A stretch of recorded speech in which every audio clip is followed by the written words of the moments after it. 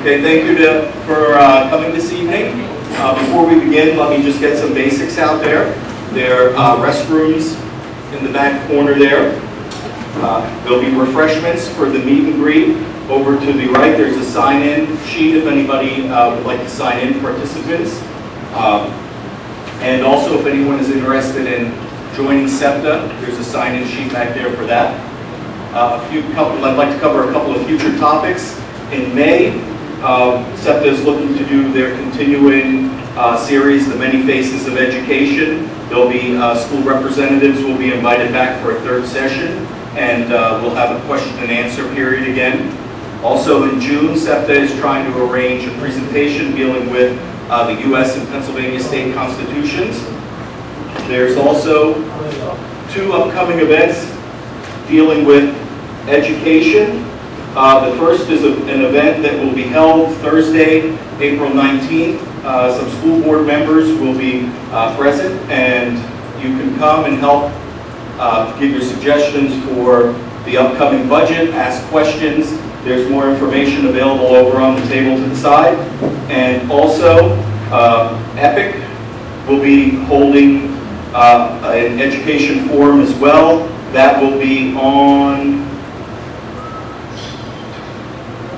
I apologize, but I don't see a date on here. April 25th. Excuse me? April 25th. April 25th, and it looks like it's at the East Penn School District Admin building. And I'm sorry, this first one was being sponsored by East Penn Citizens for Accountability and Transparency, that's CEPTA, and their Thursday meeting will be at Fire Company number 1, which is this building right here.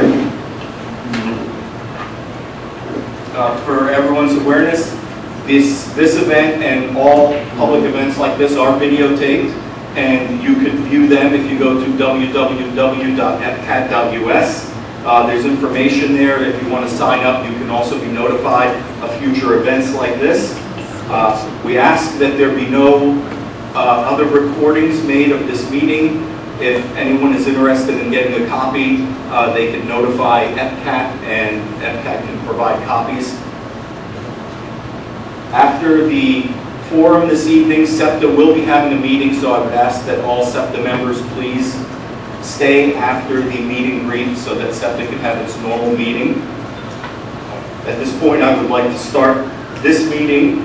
I ask that we please remember those both in civil and military service, past and present, that gave of themselves for our safety and freedom. Please join me, stand in the Pledge of Allegiance. I pledge allegiance to the flag of the United States of America and to the republic for which it stands, one nation, under God, indivisible, with liberty and justice for all.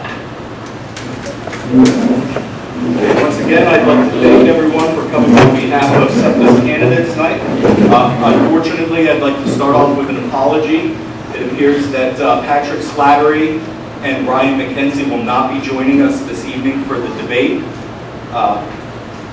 Arlene DeBrow will be the only candidate that has made it this evening. So unfortunately, we will not be having a debate. We will just be having a session with Arlene where she will give an introduction about herself, and we'll have a question and answer period, and then Arlene can also wrap up with a closing statement. Then I would like to apologize to everyone. We were really looking forward to having a good debate to discuss everything that's going on in the state of Pennsylvania and maybe some of the issues going on nationally that our House reps can have some influence on, but unfortunately the two candidates chose not to attend, so that leaves more time for Arlene. One other comment, off to the side here, there will be some information. If candidates send information, please put it up on this table. During the meet and greet, the public is welcome to come up and grab any information about any candidates. And at this point, we will begin. So, Arlene.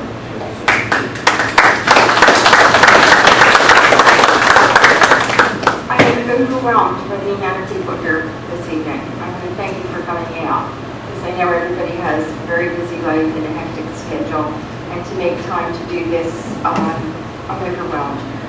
We can we work hard to get people even out to vote, so for you to come out and do this. The first thing I'd like to do is say thank you to my volunteers. I see a couple of my volunteers here tonight, so I want to thank them first of all. Times have changed. My government is out of control. I'm just a citizen, and I see a lot of things going wrong in my county and here in my state now, and can't get other people other than Doug Brinkley to do what they need to do to address this issue. So because of that, I decided to put myself forward. Now I know this is not the speech I planned tonight. I know I'm supposed to be home. I spoke to Judith Lieberman this morning. I was supposed to be, in my old age, I was supposed to be doing arts and crafts and taking pottery classes or something, but instead I'm doing this. Well, times have changed. We have a capitalist society, but some of the things in our society we have decided to put in the public sector because not everything in our business world lends itself to making a profit. So there are some things that we as a society have decided to put in the public domain. Now, before I get started, I wanted to say something about a citizen that I met some time ago. Before I came to this group, and he thought I was too liberal, but I brought some of my literature from when I ran in '94 along with me. I was to the right of my Republican state representative. So it depends on the issue whether I'm going to be against. And the Democrats said to me, well, we might as well have a Republican here. And the Republicans thought I was too liberal. So I'm either too conservative or too liberal or too moderate or one of those. But I know that if elected, I will have an open door for constituents. And I will be here. It is an awesome responsibility. And to be able to follow in Doug Brinkley's steps, Doug has been the best representative I've had in my entire lifetime. I don't know how the rest of you feel about him, but that's how I feel. I feel he has really done a good job. He's been a man of integrity.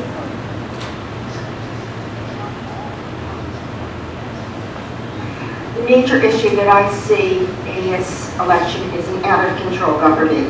As a matter of fact, on the way over, I was talking to a constituent in this district, and he was telling me about our out-of-control spending. I have been ringing the bell about our out-of-control spending since the 60s. When then President Lyndon Johnson said we could have guns and butter, and I said, wait a second, this doesn't make any sense. But nobody has been listening to me on that fiscal responsibility issue. I have a feeling that this group does agree with me on that fiscal irresponsibility that we've had in our state, in our federal and our county government. But our elected officials are supposed to oversee our bureaucracy. One of the issues that I see is that our bureaucracy is not accountable to anybody. They can just do whatever they want. And what I found in my dealings with a lot of the bureaucracy is they have put themselves above the rule of law and just do whatever they feel like it. If anybody watched, this is a little bit apart from this, but if any of you watched the news tonight, you saw the security guards in the federal government off in Colombia or Cartagena doing whatever above the rule of law, and the GSA spending money recklessly, and that's going on in our state and our county government also, but it doesn't get national attention, so it's a good thing you all are here to pay attention to it. Everybody that I have tried to get to do something about these issues in the past 5 years have been asked without leave, except for Doug Brinkley. I sent a letter out. I don't know if everybody in this room got a copy of that letter with the enclosure from Doug Brinkley. If you did not, let me know. We have copies over here tonight. But I want you to note that on Doug's last day in office, he thought this was important enough, after he and I working on it for 5 years, that he wrote the Attorney General, the Auditor General, and the Governor's office on this matter. Now, Doug has no political motivations anymore. He's on the bench for 10 years. So he argued with me at first on the issue. Oh no, that couldn't be happening, that's not true. But I presented enough evidence to him. Doug is a former prosecutor and now a judge that he said, uh-oh, let's take a look at this. And he has tried, and I'd like the opportunity to continue doing that. One of the problems with these agencies is they publish their own reports, and they write glowing reports about themselves, but there's no oversight. When I ran in 1994, I had no intentions of doing this. As a matter of fact, I went to the first Republican candidates meeting in January, and people were out there collecting signatures, and I talked to them about a couple of issues, and they blew me off. I had no intentions of doing this, except I couldn't get anybody else to do what I think needs to be done. So the same thing happened in 1994, when I went to see my then state representative, and he said to me, you don't know anything about the legislative process. And I thought, well, that's pretty insulting. I worked with the League of Women Voters in my younger day because we didn't learn about the electoral process in school. So I went out to the League of Women Voters to be educated. Sorry, I didn't get my, I stepped back to the league on time, but I did send it back, but apparently too late to be in the print, but it should be in smartvoter.org on the web. So I went out to work at the League of Women Voters. I did, after I was on some study groups, and the main study group that I worked on was Pennsylvania and our legislature and our constitution, et cetera, in Pennsylvania.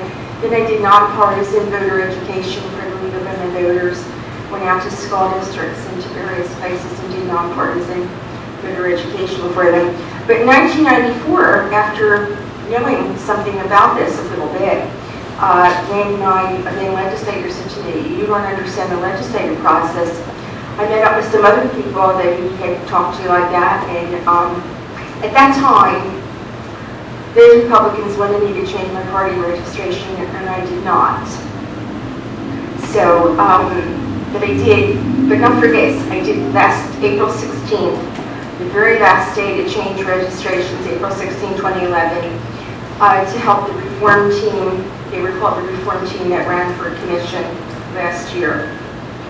But that kind of disrespect that I felt from my former state representative, I feel has grown. I have gotten that kind of treatment from the entire bureaucracy, where they talk down to the citizen. And I know that I am not alone, and I know that I am not speaking for just myself. I knocked on about 1,000 doors getting my signatures for this petition drive. And everybody that I talked to is frustrated about the lack of responsiveness of our bureaucracy and some of our elected officials. I think I skipped a couple of pages here, but let me take a second and look back.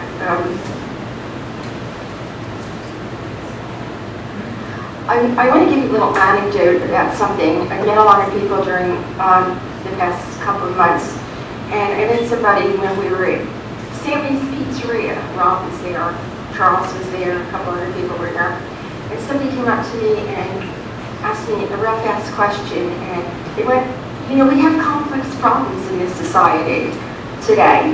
Some of them are easy to solve, like we don't want people testing and driving. That was an easy law to pass. But some of the other things are a little bit more complicated, and I just want a snap answer. And it doesn't always work that way. So somebody came up to me and asked me if I was a member of the Tea Party, and I said no. And I said, oh, and they walked away without even finding out why I wasn't a member of the Tea Party. And I've probably been to as many Tea Party meetings as a person who asked me that.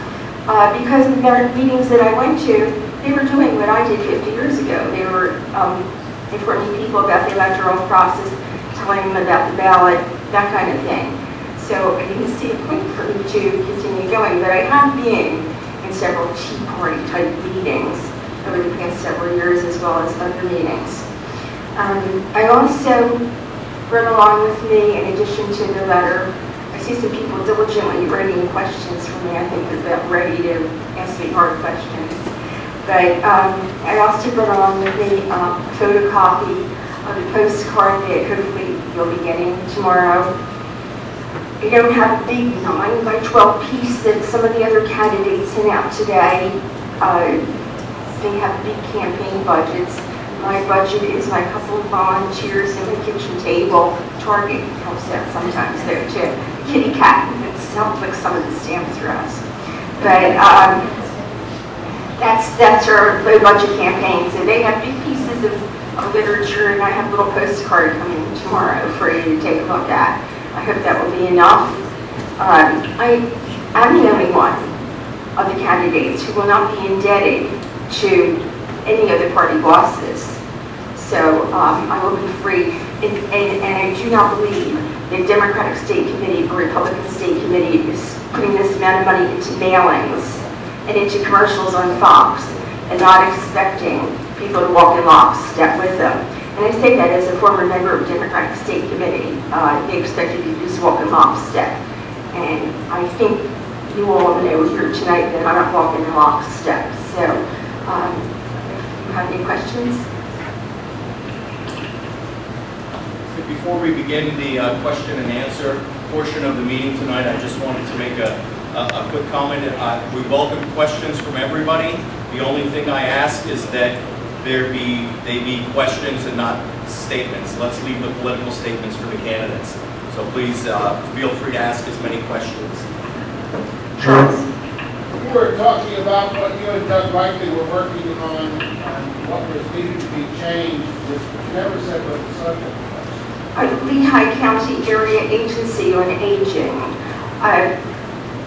All I wanted to do was have a nice little comfortable job in my old age, and I saw this little civil service job advertised. Did you get a copy of the letter? Did I send out? No. Philip's going to pass it over to you from Jane.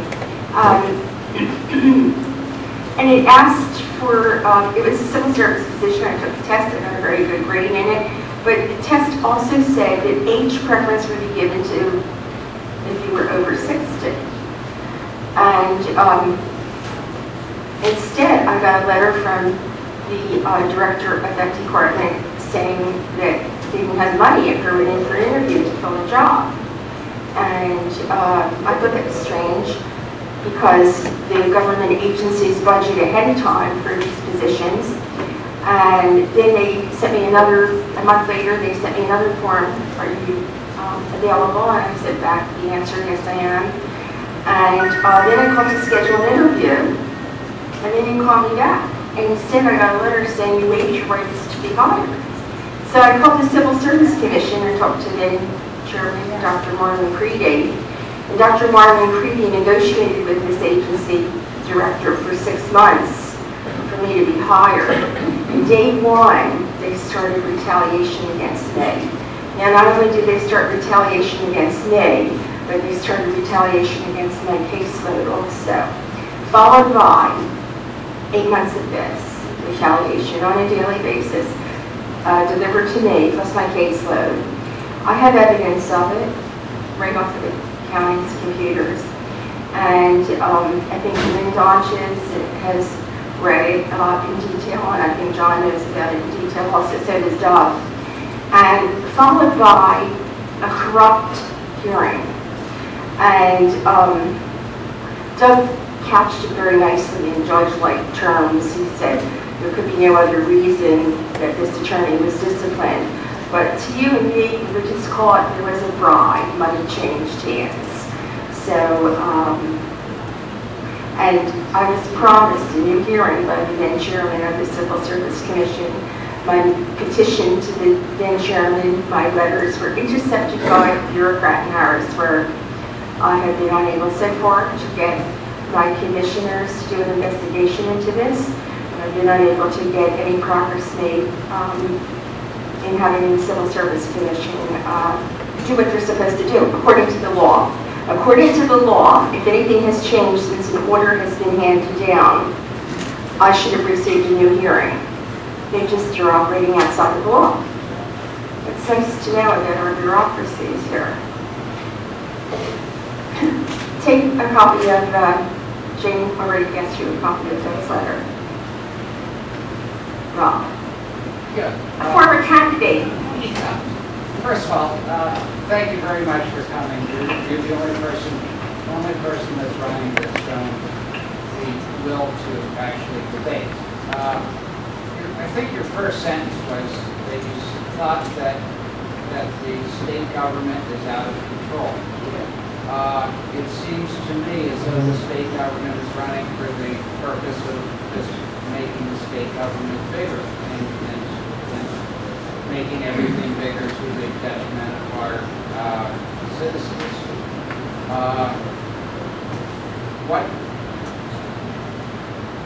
Where do you think the public sector union workers are in this whole scheme of things? Okay, well, I can start with 3 agencies right off the top that I've had contact with over the past 5 years. Do you know the agencies? Pennsylvania Department of Aging. The notes from Lehigh County Area Agency on Aging are automatically transmitted to the Pennsylvania Department of Agency's computer on a daily basis. So the nurses were going out and writing notes into the county computer, checked all medications. Now I'm new, I was supposed to be in training. Now I'm going out and finding that they didn't check the medications. The other nurse was writing down the names of the medications, and instead of actually checking what the patient, or they call the consumer, was on, she was just copying over the list from the time before.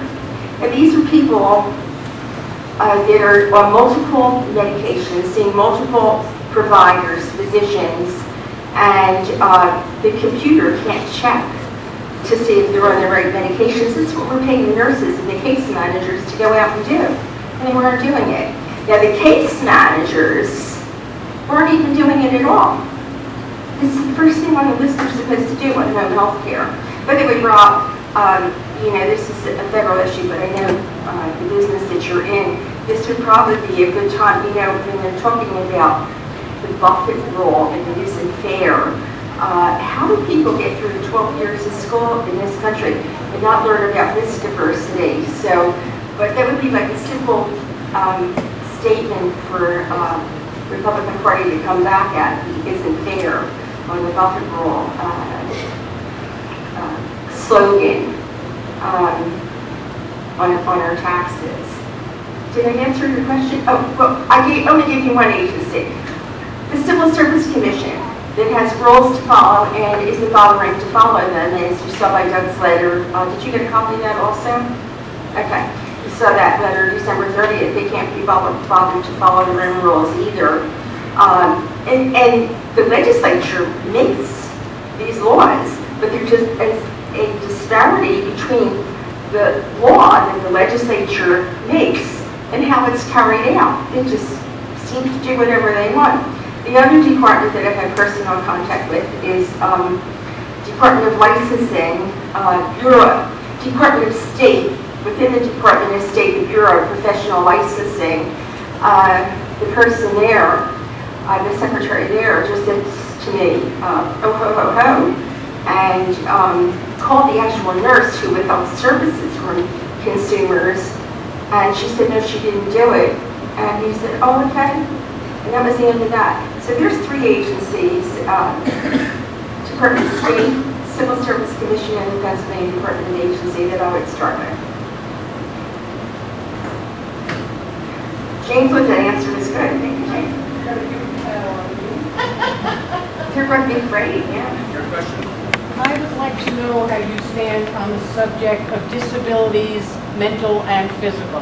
Because I have figures here of what has not been done in this area.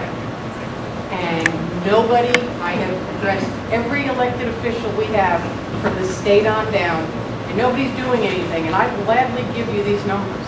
These were verified today. I will take them. How do you stand on that whole subject of just people with Well, I think I disabilities? spoke to Judith this morning and she asked me that question. Are you with Judith Lieberman tonight? Yes. It's my mother. Your mother, okay. Friday, I drove to Reading. I have a friend who's disabled that used to live here. And where she lives, she can't get, she moved to, I can't remember the township, but it's in Reading district. And she can't get transportation there. So there are a lot of things that are not being done for disabled people. And I wonder what more would be done if the people who are supposed to be doing their jobs in our county were actually doing their jobs instead of just getting these high salaries. I think there would be a lot more money to put into to go to the actual person that needs it. I'm sorry. Everybody's saying it's state. Hospitals, everybody, CEOs of the hospitals, particularly mental health, it's state mandated. You talk to the doctors, it's state mandated. I will guarantee you, almost nobody in this room would know the figures right now on mental health beds in Lehigh County. I do not. Okay. I will depend on you Would to... you like to hear some of them? Sure. Population. Right. Yeah. Right now, the population for Lehigh and Talk up so everybody can hear you. population right now in Lehigh County and Northampton County roughly is over 647,000 people. Okay? Number of inpatient mental health beds, which has not changed, 151 beds. This was all verified today. Everybody's pushing it off on anybody else, and it's, I have a family member, but. I'd like to know what you propose, or what your views are I on have a this. question about that. What are you talking about, 150 beds? They have all these rooms over. Inpatient beds. Inpatient beds are different In than a the hospital. Yes, that's what inpatient is. All right, hold on just a second. I hear what you're saying. I mean, the figures, there's nothing I can do about it now. It's just a citizen. No, but I'd like to know what your feelings are, and if you are. Well, if we need more beds, then I will be your number one advocate to get more beds. As I said in the beginning of when I started talking, Doug Brakely has been a tremendous advocate in this area. And I don't think I could measure up to him, but I would certainly do my best to try. So I would take up her vehicle. I would be the number one advocate for more beds if that's what we need. Well, I say I can give you. I will take them. We will take them with us tonight. What's your feeling or position on the size of the legislature in Harrisburg? Good question. You know, I don't think we would need the size of the legislature and the amount of staff that each legislative office had if the agencies were busy doing the jobs that they were supposed to do. So I have to go to Doug's staff or Pat Brown's staff to do what the Civil Service Commission was supposed to do, what the Department of State was supposed to do, what the Pennsylvania Department of Aging was supposed to do. So if there was oversight on these agencies, we would need the amount of staff that the legislators have. That's number one. Number two, I would disagree because I've seen this problem up close for 50 years now. Is it 50? Not 50 years. I would not be in favor of reducing the size of the legislature, but what I would be in favor of is reducing their salaries. They have just voted themselves salary increase after salary increase, so that they're now in it for themselves, I feel, rather than for the benefit of the citizens. We don't need them making all these laws that then the agencies that are supposed to carry out these laws don't bother to follow. So first thing I would do is call for an investigation of those three agencies. And then the next thing I would do would be to propose a bill to reduce the salary of the legislators. The bill that's introduced currently to reduce the size of the legislature would not go into effect until 2025. So it's written so that it excludes them for now. Charles has another question. Remember how it's doing.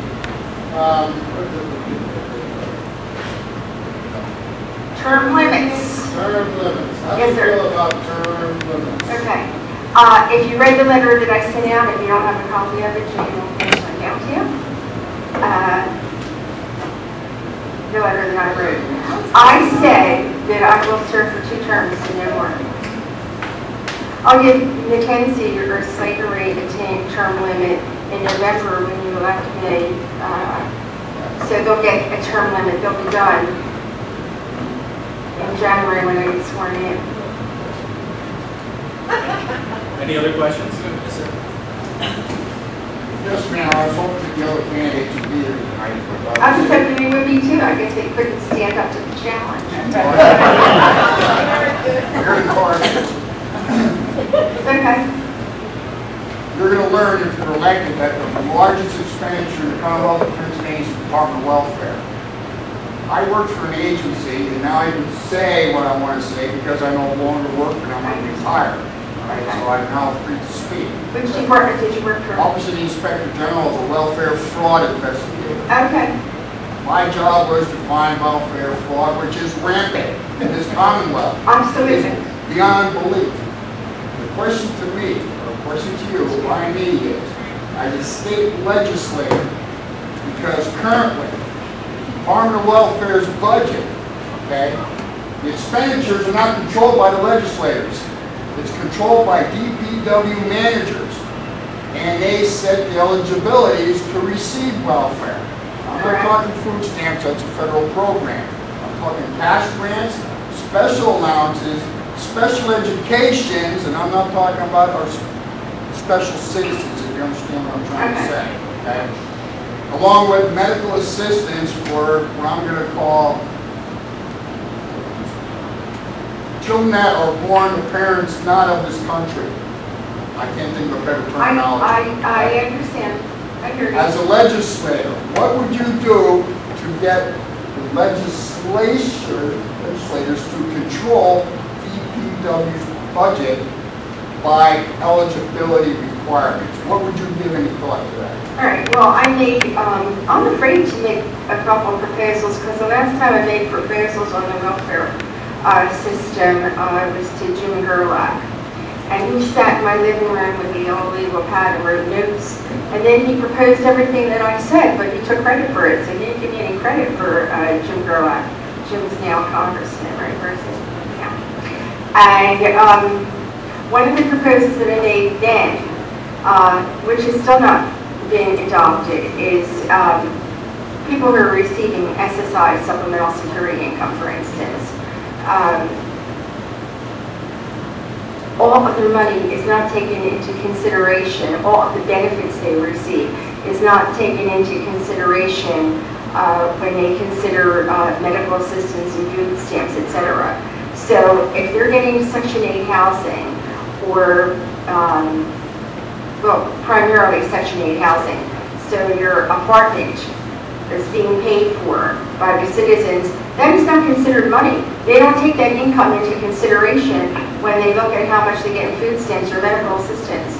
So that would be a big savings right there. I proposed to Doug also when the welfare issue came up a couple of months ago before Doug was elected to the bench, that we have not just the illegal, we're going to test for drugs, which I think is a good idea. If I go for a job, I have to get tested for drugs. But I had recommended to Doug some items to consider as far as testing for prescription drugs also. We have prescription drugs rampant now, and doctor shopping going on, and there's no testing for that either. So I think we need testing for that too. So there's 2 items right off the top of my, well, not off the top of my head, that I've been advocating for a long time. So, but if you have any other ideas, having worked for that department, you'll be knocking on my door and I'll be happy to see you because I will work to get this adopted for the citizens. Are there any other questions? Dennis? Thank you. Where's the door? As soon as I get it, you be right there. I don't know, it depends, they're redistricting, so the door may move a little bit, but, Dennis? Arlene, thank you for coming. We appreciate the opportunity. I'm so glad to be able to be here. You're presenting. 3 things that come up with my mind. As I was originally in the campaign process, I discovered there's three things that are very high in Pennsylvania. Our legislators are of the top 3 paid in the nation. California, New York, and Pennsylvania. Exactly. The number of legislators per population is in the top 3 of the nation. Yes, exactly. And many states have part-time legislators. Yeah, I'm proposing part-time legislators. If you tackle that issue, and I know it's raised earlier, if you tackle that issue, would you prioritize, would you get all 3 at one shot, or would you say, salary's the big one, numbers the big one? I think salary is the big one. With our taxes running out of control, I think salaries is number 1. I know you're not going to be happy with me, but that's what we need you. So that when I go knocking on their doors, they'll be behind me saying, this is what we want. Because, you know, can I divert a little bit from the subject? You know, we just saw this furor go on in Sanford, Florida, over this killing of this young teenager with this George Zimmerman thing down there. And they were going to ignore it. And I don't know whether he's guilty or whether it's manslaughter or murder. I'm not a lawyer and we don't have the facts. But they were going to ignore it until the citizens started coming out and protesting. So I need you guys to come out here and be active. And, you know, I can march as good as they can, so you can march with me. We need the exercise anyway, right? So Circle was closed tonight, so we can go march. Philip, did you have a question? I knew you were going to badger me about money or something. Yeah. We'll take one more question. Right here. Sure.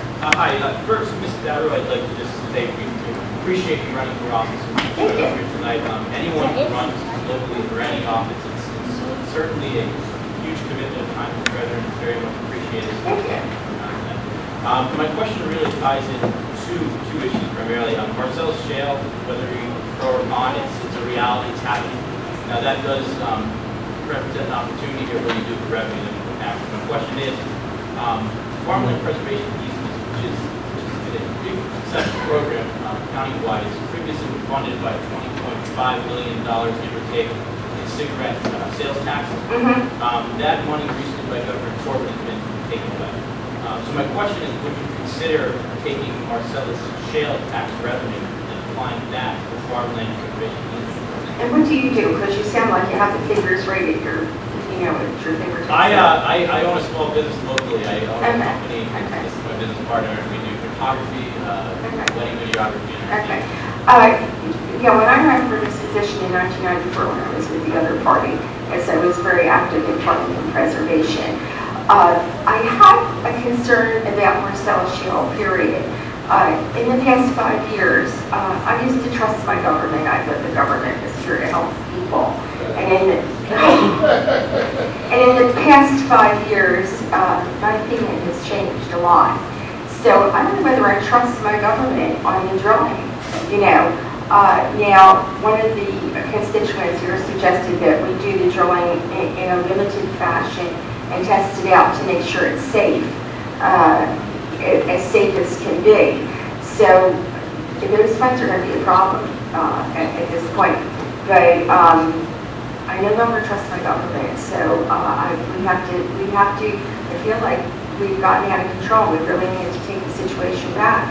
So I know there's some people here that are working on the school board to make changes, and some people doing other things. So I think we're all going to need to work together to reclaim our government for the people of this Commonwealth.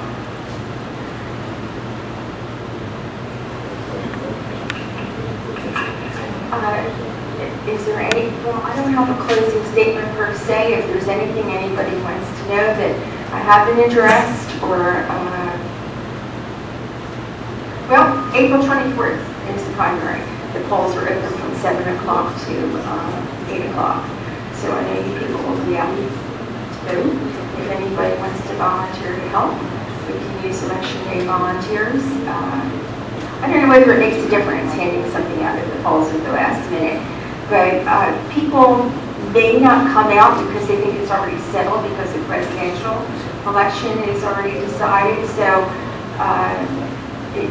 the ballot positions further down may be confusing. So if anybody can volunteer for the polls on election day, that would be great. on non-English special election, which will be on your first screen. Well, after they ask you whether you want English or Spanish. Then the next screen will be the special election. So I have very carefully, on all the literature I have prepared, put screen 3, candidate 2. So I've asked somebody to prepare some sample ballots for me, so we'll have something to hand out at the polls, so that we'll be able to show people exactly where that is. And that's all I have to say. And thank you very much for this opportunity.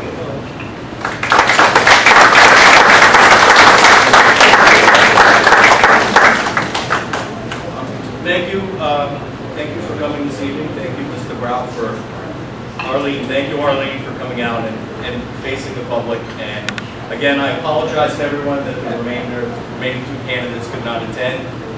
We welcome you to stay for a 20-minute meet and greet, and there'll be some refreshments off to the side. And then again, after that, if the SEPTA members would please stay, we'll have the SEPTA meeting this evening.